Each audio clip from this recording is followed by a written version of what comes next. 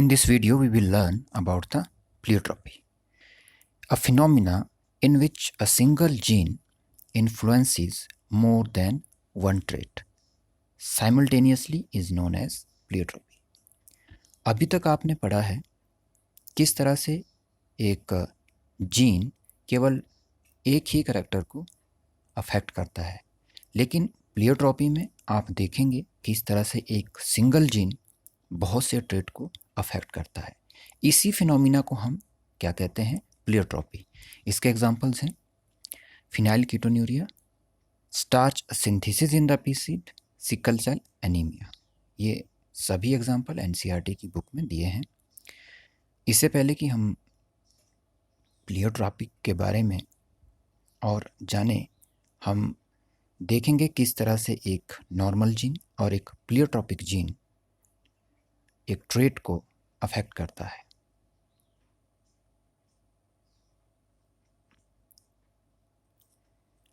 Normal gene, जैसा कि आपने मेंडेलियन जेनेटिक्स में देखा है, single gene will affect one trait. For example, जैसे कि टॉल प्लांट के लिए एक जीन होती है जो कि टॉलनेस के लिए ही जिम्मेदार होती है। उसी प्रकार अगर हम प्लियोट्रॉपिक जीन को देखें, उसमें एक सिंगल जीन बहुत से ट्रेट्स को अफेक्ट करता है। उदाहरण के तौर पर हम अगर फिनाइल कीटोन्यूरिया का एग्जाम्पल लें, तो इस डिसऑर्डर की वजह से मेंटल रिटार्डेशन भी होती है, रिडक्शन इन हेयर में रिडक्शन भी होती है, कमी भी होती है, और स्किन की जो पिगमेंटेशन है उसे भी ये जो डिसीज़ है ये अफेक्ट करती है। ये कैसे होता है, हम एक एक एग्जाम्पल को डिटेल में पढ़ेंगे। फर्स्ट डिसऑर्डर जो हम पढ़ेंगे that is phenyl ketonuria. It is an inborn autosomal recessive disorder है। पहले हम एक नॉर्मल सिचुएशन जानने की कोशिश करेंगे। जो फिनाइल एलानिन है that is converted into tyrosine, which is a amino acid, and this is a normal situation, and this is done by the enzyme phenylalanine hydroxylase. This is a normal situation. और जब तक normal situation रहती है, कोई भी disorder नहीं रहता है, लेकिन ये डिसीज़ होती क्यों है? By mutation in the gene which code for the enzyme. अगर ये एंजाइम नहीं बनता है या इसमें म्यूटेशन होती है जिसकी वजह से जो फिनाइल एलानिन है ये टायरोसिन में कन्वर्ट नहीं होता है, उसकी वजह से जो फिनाइल एलानिन है it result in the accumulation of phenyl alanine in the tissues, और इट्स रिलेटेड कंपाउंड जो है वो टिश्यूज़ में इकट्ठे हो जाते हैं, और बहुत सारा जो अमाउंट फिनाइल एलानिन का है वो यूरिन में भी एक्सक्रीट होता है। इसकी वजह से क्या सिम्टम्स और क्या फिनोटाइपिक जो एक्सप्रेशन है वो बॉडी में आते हैं। They are 3। जैसा कि मैंने आपसे डिस्कस किया है कि प्लियोट्रॉपिक जो जीन होती है it affects more than one trait. So you can see that there are the 3 phenotypic expression due to the mutation in the gene which codes for the phenylalanine hydroxylase। वो कौन कौन से हैं? Mental retardation होती है, reduction in the hair and skin pigmentation. तो आप देख सकते हैं कि किस तरह से जो ये डिसीज़ है जीन में म्यूटेशन की वजह से बहुत से ट्रेट को अफेक्ट करती है।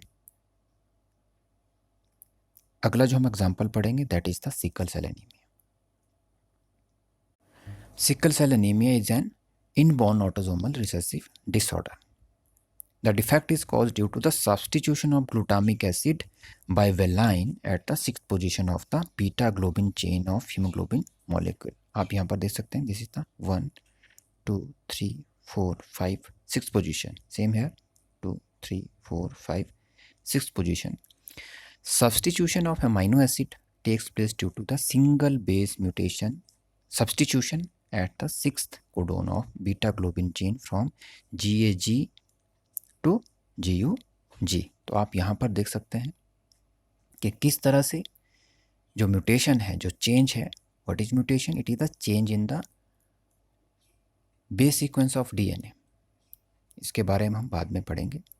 तो जब जीन में कोई चेंज होता है तो डेफिनेटली जो वो प्रोटीन बना रहा होता है उसमें भी कुछ ना कुछ अफेक्ट पड़ता है, क्योंकि प्रोटीन एक नॉर्मल वे में काम नहीं कर पाती है।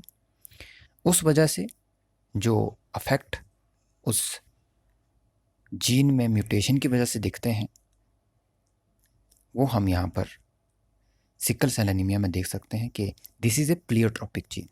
मतलब इस जीन में म्यूटेशन की वजह से क्या क्या फिनोटाइपिक ट्रेट जो हैं वो एक्सप्रेस होंगे। जैसा कि आप देख सकते हैं जो एरिथ्रोसाइट हैं, दैट इज़ RBC, सबसे पहले वो सिकल शेप के बन जाते हैं। आप यहाँ पर देख सकते हैं सिकल शेप्ड। और सिकल शेप जब बन जाते हैं तो आप यहाँ पर देख सकते हैं कि जब वो ब्लड कैपिलरीज में ब्लड जब फ्लो होगा तो उसके फ्लो में भी ऑब्स्ट्रक्शन आएगी due to the sickle shape of the cell.